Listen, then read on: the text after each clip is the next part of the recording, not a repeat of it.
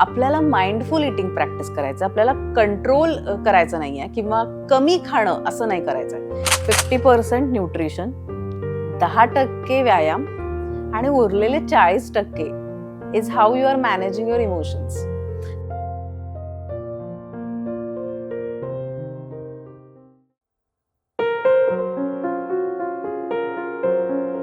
आपण एक खूप योयो डाएटिंग करतो, म्हणजे आज मी डाएटवर आहे, मग एक आठवडा झाला की आता काय डाएट नाहीये माझं. तर हे जे केलंय ना ते नाही पाहिजे. डाएट रादर नकोच, ती एक लाईफस्टाईलच पाहिजे. मी मॅडम काहीच खात नाही, मी खूपच कमी खाते, माझं एवढं बाहेरचं आमचं बंदच आहे, मी सगळं घरी करते, पण का वजन वाढतंय? एक एवढासाच भात उरला, आता कशाला ठेवू, उद्यासाठी खाऊन टाकते. भूक नसते पण ते उरायला नको किंवा असं. पण अधून मधून तरी माणसाला चमचमीत पाणीपुरी वगैरे खावी वाटतेच की. तर तुमच्या ह्या सगळ्यात त्या टाइम टेबल मध्ये हे कसं बसवायचं? जेव्हा पण काही खावंसं वाटतंय, पाणीपुरी किंवा बाहेर जाऊन हॉटेलमध्ये काहीतरी खा. आल्यानंतर त्याचं उगाचच गिल्ट घेणं आणि मग मी डाएट करत होते, मग माझं आता मोडलं असं वाटून घेणं, त्यानंतर मग आता जाऊ देत, आता गेलंच सगळं, असं न करता काही खावंसं वाटलं तर ते त्या मोमेंटला जाऊन एन्जॉय करा. पण अपार्ट फ्रॉम दॅट असंच मी बसली आणि आउट ऑफ बोर्डम हे चूज करते पदार्थ, हेच खायचंय, तर मग ती क्रेविंग आहे. आणि ती का होतीये? बिकॉज पण प्रेग्नन्सी आहे म्हणून डबल इटिंग करायचं नाहीये. त्याच्यात काहीच सायन्स त्याच्या मागे नाहीये. तुमचं खूपच काम चालू आहे आणि डेडलाईन्स आहेत आणि कामात आहात, तर तिथे स्ट्रेस तुम्ही वाढवला. पण इटिंग पिरियड मध्ये आपल्याकडे काय होतं मिथ त्यांचं, की ते 8 तास मग खातच राहतात. म्हणजे ते तसं नाहीये. 8 तासांमध्ये तुम्ही 2 किंवा 3 मील्स प्लॅन करा. आणि सगळ्यात महत्वाचं इज वेट ट्रेनिंग. हे सगळ्या स्त्रियांनी करणं खूप गरजेचं आहे, स्पेशली आफ्टर 50s, कारण मसल मास प्रिझर्व आपल्याला करायचंच आहे. सो ॲडोलेसंट म्हटलं तर इट इज टू बिल्ड, त्यानंतर प्रेग्नन्सी टू नरिश, आणि आपलं हे मेनोपॉज असेल तर you have to protect and preserve.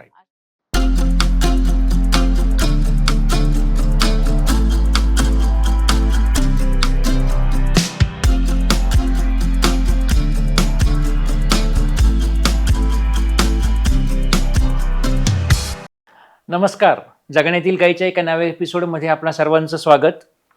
आजचा आपला एपिसोड आहे तो एपिसोड एका मागच्याच भागाचं कंटिन्युएशन असं त्याला काहीसं म्हणता येईल. जानेवारीच्या पहिल्या आठवड्यामध्ये जो आपला पहिलाच एपिसोड झाला तो डॉक्टर मृदुल देशपांडे यांचा आपण बदलती जीवनशैली आणि ती मुख्यतः 50व्या वर्षानंतरची जीवनशैली आपली कशी असावी असा एपिसोड केला होता. आणि त्या एपिसोडमध्ये आपण बऱ्याचदा ह्या वयाच्या टप्प्यानंतर काय काय काळजी घ्यावी, आपला दिनचर्या कशी असावी, आहारात बदल कसे असावेत, किंवा व्यायाम कसा करावा, कोणता करावा, आठवड्यातून किती वेळा करावा, अशा बऱ्याच गोष्टींवरती आपण तेव्हा चर्चा केली होती. आणि त्यानंतर अनेक लोकांचे असे आम्हाला अभिप्राय येत गेले की आम्ही त्या एपिसोडमध्ये सांगितलेल्यानुसार बरेचसे प्रयत्न करत आहोत आणि त्यानुसार आम्ही आमची जीवनशैली बदलण्यासाठी मनापासून प्रयत्न करत आहोत. यात मुख्यतः आपल्या स्त्री प्रेक्षक वर्ग जो आहे त्यांचे जास्त प्रश्न किंवा क्वेरीज येत होत्या. आणि त्यात त्यांची एक आवर्जून मागणी होती की खास स्त्रियांच्या वयाच्या वेगवेगळ्या टप्प्यांवरती ही जीवनशैली जेव्हा हा जो बदल होत राहतो त्याच्यानुसार आहारामधील बदल किंवा व्यायाम कसे करावेत किंवा हार्मोनल चेंजेस जे होतात त्यानुसार कसे बदल करता येतील, ह्याविषयी आम्हाला पुन्हा एकदा त्याच मॅडमला तुम्ही इथे तुमच्या ह्याच्यावरती चॅनलवरती बोलवा आणि त्यांच्या आमचे जे काही प्रश्न त्यामध्ये खास आहेत त्या सर्व प्रश्नांसाठी एक एपिसोड करा. तर ह्या विनंतीला मान देऊन आज आम्ही आवर्जून हा एपिसोड करत आहोत. डॉक्टर मृदुल देशपांडे, तर नमस्कार, आमच्या या चॅनलवर तुमचं पुन्हा एकदा स्वागत. नमस्कार, मी डॉक्टर मृदुल देशपांडे. मी MBBS फंक्शनल मेडिसिन प्रॅक्टिशनर आणि न्यूट्रिशनिस्ट आहे. डायबिटीज, थायरॉइड, PCOS अशा लाईफस्टाईल डिसऑर्डर्सवर न्यूट्रिशनल मॅनेजमेंटवर आधारित उपचार मी करते. Change and evolve functional medicine clinic, Kothrud इथे सध्या मी प्रॅक्टिस करते. तर मागच्या आपल्या एपिसोडला खूप लोकांचे त्यावर अभिप्राय आले आणि त्यानंतरच ही आयडिया प्रेक्षकांच्या सांगण्यावरूनच डोक्यात आली. तर बाकी तर प्रश्न आपण घेऊच या. त्यात एका आमच्या प्रेक्षक महिला यांचा प्रश्न मेन असा आलाय की तुम्ही मॅडम सांगितले त्यानुसार आम्ही लाईफस्टाईल सगळी चेंज केली, सगळं केलं, पण अधूनमधून तरी माणसाला चमचमीत पाणीपुरी वगैरे खावी वाटतेच की. तर तुमच्या ह्या सगळ्यात त्या टाइम टेबलमध्ये हे कसं बसवायचं? नक्कीच खा. जेव्हा पण काही खावंसं वाटतंय, पाणीपुरी किंवा बाहेर जाऊन हॉटेलमध्ये काहीतरी खा. आपल्याला माइंडफुल ईटिंग प्रॅक्टिस करायचं. आपल्याला कंट्रोल करायचं नाहीये किंवा ओके. कमी खाणं असं नाही करायचंय. हा. तर जेव्हा तुम्ही फॉर एक्झाम्पल पाणीपुरी खाताय, तर खाल्ली.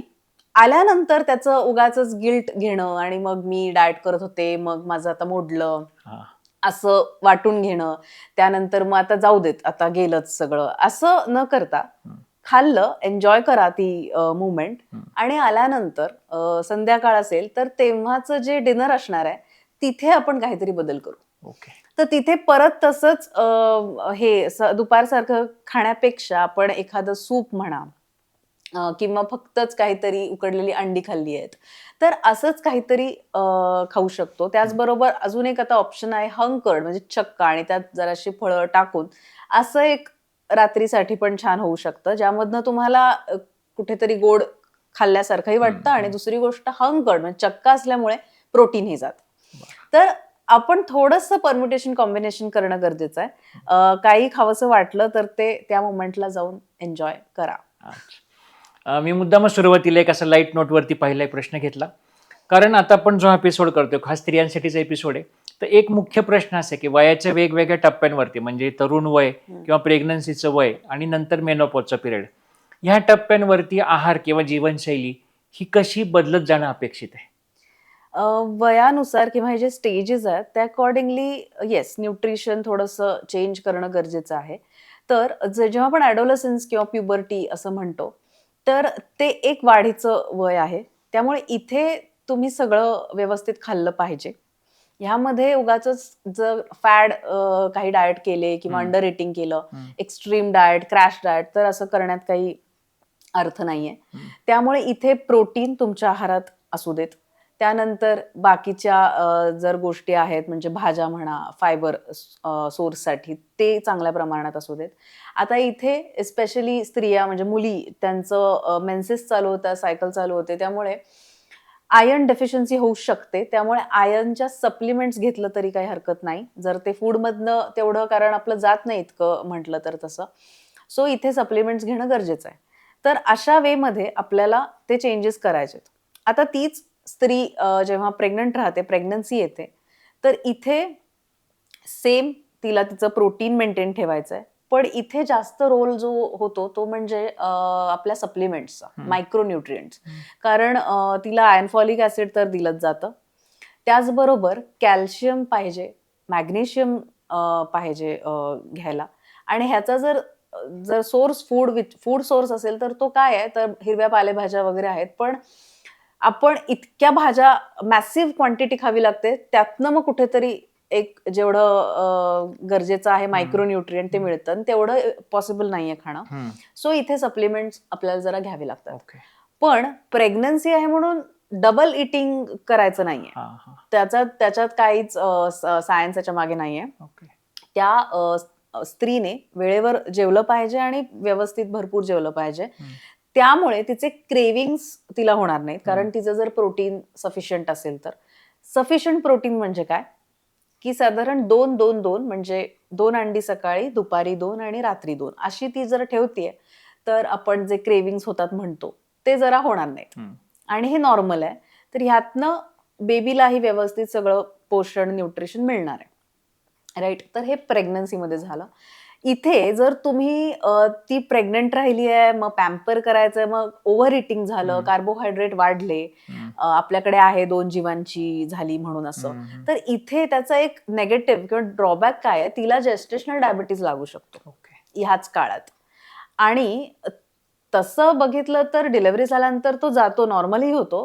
पण यू नेव्हर नो तो काही स्त्रियांमध्ये तसाच राहतो आणि मग तिला डायबिटीज लागतो तो लागतोच नंतर. सो आपल्याला काय करायचंय की ओव्हर इटिंग करायचं नाही इव्हन कार्बोहायड्रेटचं.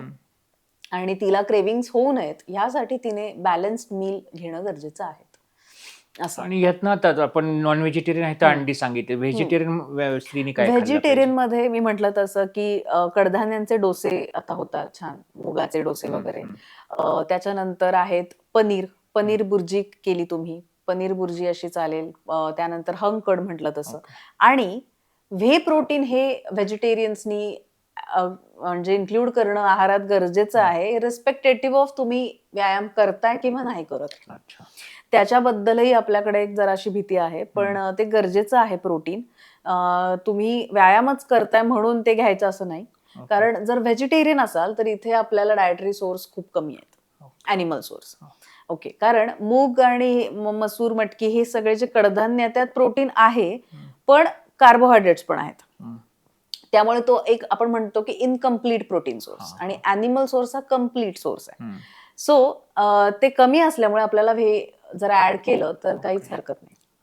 अँड सेम जेव्हा मेनोपॉज जर आला, आता इथे काय झालं, इथे इस्ट्रोजन कमी कमी होत जातं. ओके, तर जेव्हा इस्ट्रोजन कमी होतंय तर बोन डेन्सिटी जरा कमी होते, बोन रिझॉर्प्शन म्हणतो आपण, झीज वाढते, आणि म्हणून इथे कॅल्शियम, विटॅमिन डी, पण विटॅमिन D3 नुसतं नाही, it should be combined with K2, कारण अगेन त्याचं परत आर्टरी कॅल्सिफिकेशन व्हायला नको म्हणून. तर अशा कॉम्बिनेशन मध्ये सप्लिमेंट्स हे आफ्टर मेनोपॉज किंवा पेरिमेनोपॉझल एजला असेल तर तिला ते चालू करणं मस्ट आहे.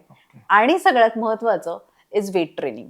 हे सगळ्या स्त्रियांनी करणं खूप गरजेचं आहे, स्पेशली आफ्टर 50s, कारण मसल मास प्रिझर्व आपल्याला करायचंच आहे.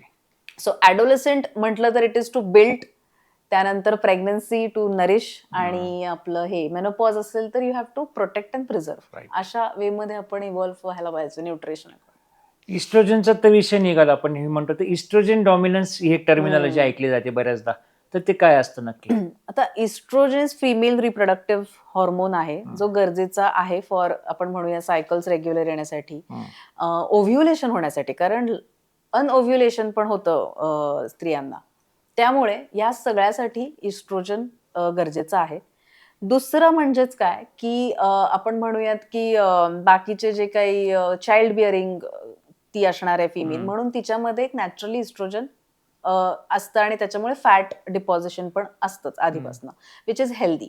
आता डॉमिनंटचा अर्थ काय होतो की तिच्यात प्रोजेस्ट्रॉन सिक्रीटच होत नाही, किंवा खूपच लो प्रोजेस्ट्रॉन सिक्रेशन होत आहे, आणि त्यामुळे तिचं इतकी ती इस्ट्रोजन प्रोन झाली आहे की तिचं आता फॅट डिपॉझिशन वाढलंय, आणि ते डिपॉझिशन इज अराउंड, आपण म्हणूयात, belly region, hips region, thighs region इथे वाढतंय. ह्याने काय झाला, insulin resistance. So oestrogen dominance मी म्हणे गायनेकोलॉजिकल कंडिशन पेक्षा ही एक मेटाबॉलिक स्टेट आहे, कारण इथे ती इन्शुलिन रेझिस्टंटच होते. आणि ह्याचे सिम्पटम्स काय दिसतात, तर त्याला जे सिम्पटम्स येतात इस्ट्रोजन डॉमिनन्स असणाऱ्या फिमेलचे, तर मग तिला पेनफुल पिरियड्स असू शकतात.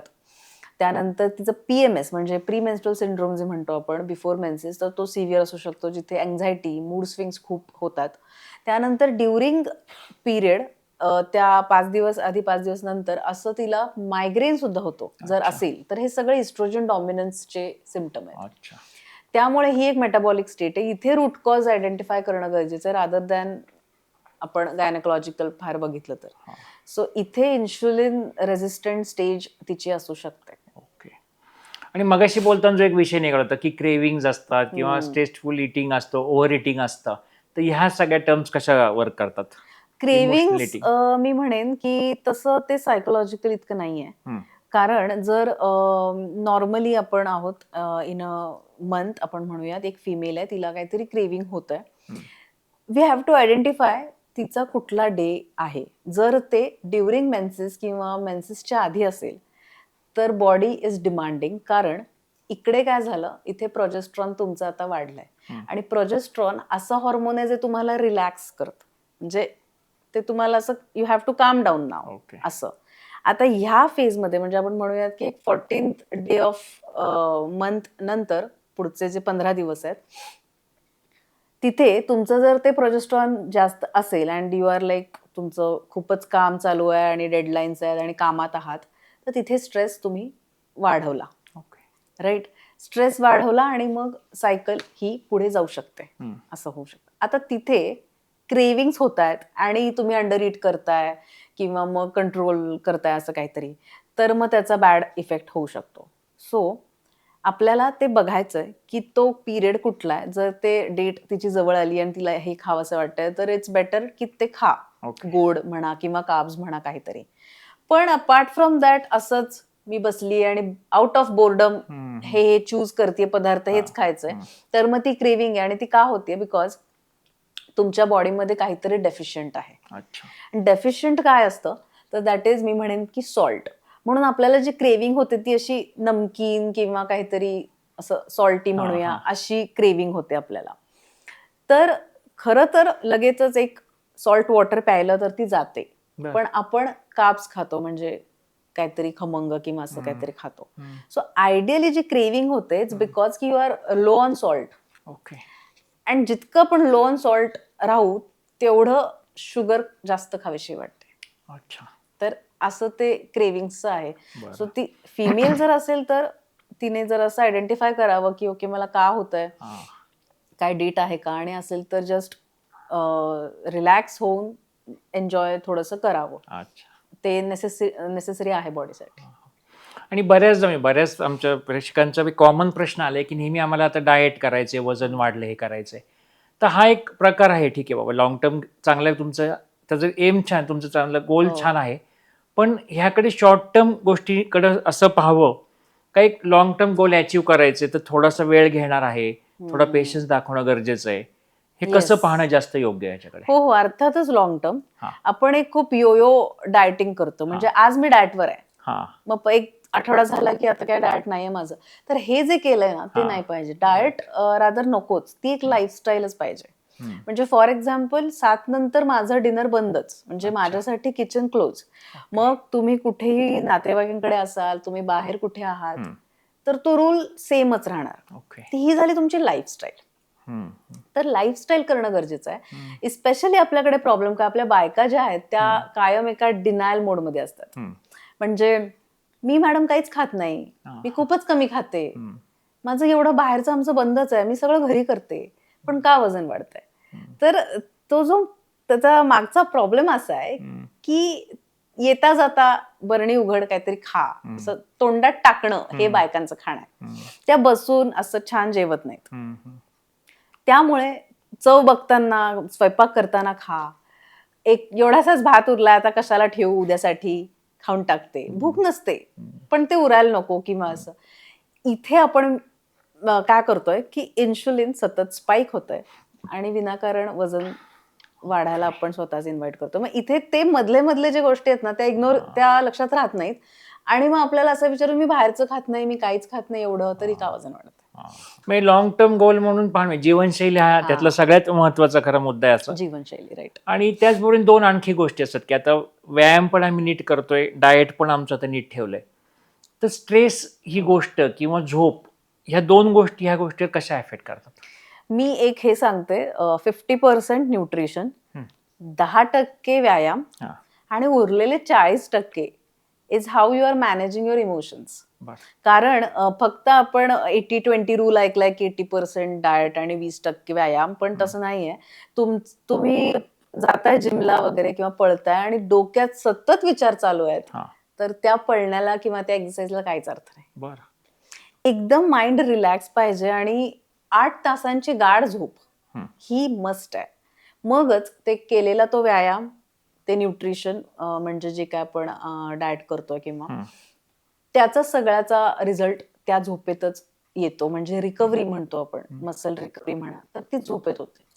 तर झोप ही खूप खूप खूप महत्वाची आहे. आणि स्ट्रेस हा कमी करणं गरजेचं आहे. जर तो असेल तर अकॉर्डिंगली त्याच्यावरती मेजर्स घेणं गरजेचं आहे. तुम्ही मेडिटेशन करा 10-15 मिनिटं दिवसातले, पण काहीतरी करणं गरजेचं आहे जर स्ट्रेस खूप आहे, तुम्हाला वाटते आहे तर.